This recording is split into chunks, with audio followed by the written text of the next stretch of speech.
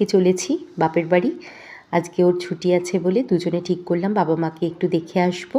তাই দুপুরবেলা খাওয়া দাওয়া সেরেই আমরা বেরিয়ে পড়েছি। 3টের মধ্যে আমরা চলে এসেছি বাড়িতে। দেখুন বাবা মা ঘুমাচ্ছিল, আমাদের দেখে অবাক হয়ে গেছে।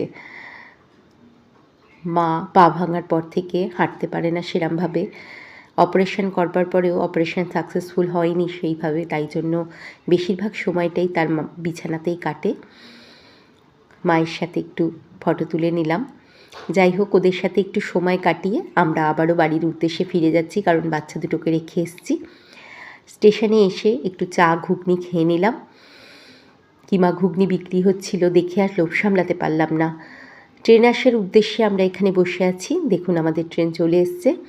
এবার ট্রেন ধরে চলে যাব আমরা দমদম স্টেশন। সেখান থেকে আমরা আবার মেট্রো ধরে বাড়ি ফিরে যাব। সবাই নতুন বছরে আগাম শুভেচ্ছা রইল। ভালো থাকবেন।